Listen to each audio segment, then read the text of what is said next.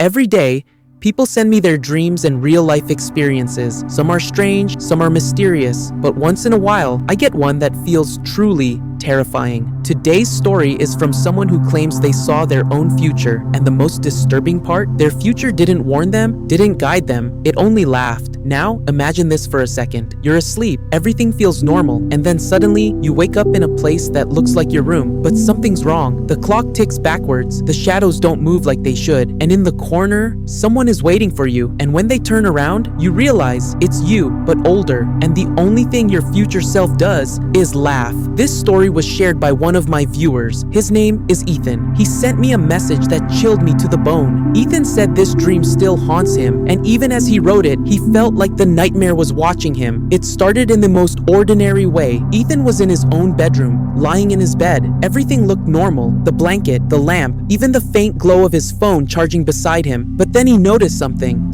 small but deeply wrong. The clock on the wall, it wasn't ticking forward, it was ticking backward. Every single second reversed, dragging him further away from the present. And with each backward tick, the sound grew sharper, louder, pounding inside his head like a hammer. Ethan sat up, trying to shake it off, telling himself it was just a dream. But then the shadows caught his eye. They weren't following the light anymore. They were moving on their own, crawling, twisting, reaching across the walls. And inside those shadows, he swore he heard whispers, words in a language he had never heard before. Fear set in. He tried to move, but his body felt pinned down by something heavy, like the air itself had turned solid. And that's when he saw it. In the far corner of his room, someone was sitting in a chair. At first, he thought it was just a trick of the shadows, but when the figure leaned forward into the faint light, Ethan's heart nearly stopped. It wasn't a stranger, it wasn't a monster, it was himself, his own future self, older, darker, with hollow eyes that burned like they knew every mistake he would ever make. He wanted to scream, to ask what was happening, but his mouth wouldn't move. Then, the future version of himself smiled, and the smile broke into laughter. Not a normal laugh, not human. It rattled the walls, shook through the air, echoing like broken glass inside his skull. It wasn't just laughter, it was mockery, cruel, cold, terrifying, and Ethan could do nothing but watch as his own future self laughed at him. Ethan told me this was the moment when everything shifted from terrifying to unbearable. That laughter didn't stop.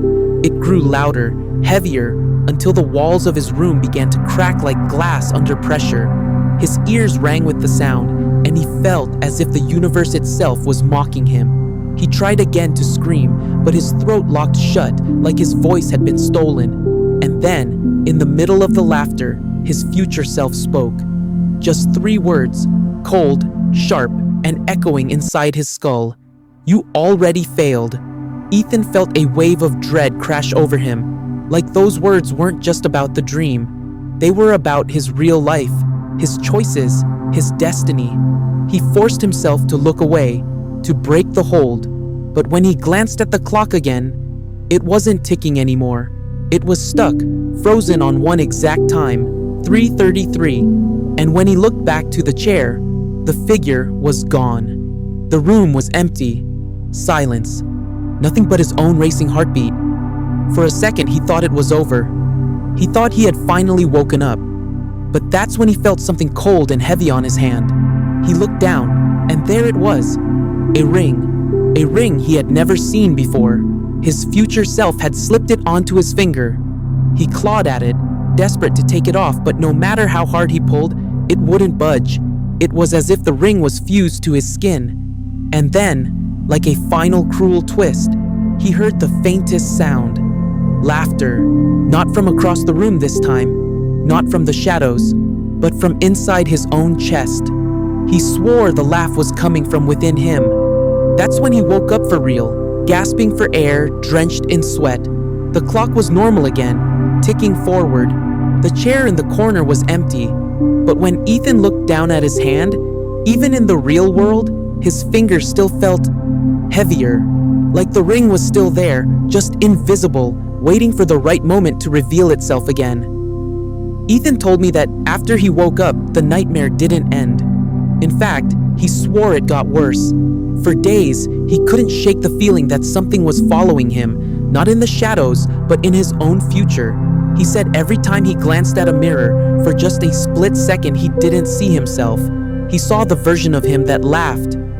the older, darker version. Same face but eyes hollow, almost rotting from the inside. And the strangest part?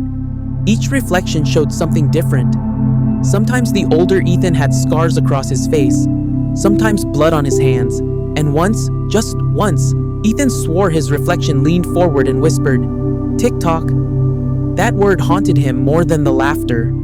And here's the part that made even me shiver, because Ethan said this didn't feel like just a dream. He felt like his future self was warning him, or worse, mocking him for what was coming. He started noticing the number 333 everywhere, on receipts, on his phone, even on random license plates. Every time, the same thought hit him. Was time running out? He told me one night he tried to prove it was just paranoia. He sat in front of his bathroom mirror at exactly 3:30 a.m., staring, waiting for something to happen. He said at first it was silent, too silent. The hum of the fridge, the ticking clock, everything stopped. And then his reflection blinked. Only, it wasn't him that blinked. His own eyes stayed wide open, locked in fear, but the reflection blinked on its own, slowly, like it was alive. Ethan said he couldn't move, couldn't breathe. And then, the reflection smiled. The same crooked, mocking grin he had seen in his dream. He blacked out after that. When he woke up, it was morning. His mirror was shattered, shards scattered across the sink like something had punched through it from the other side. But here's the thing. Ethan lives alone. No one else was there.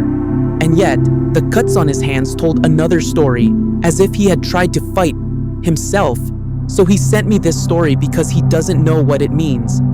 Was it just a dream lingering into reality?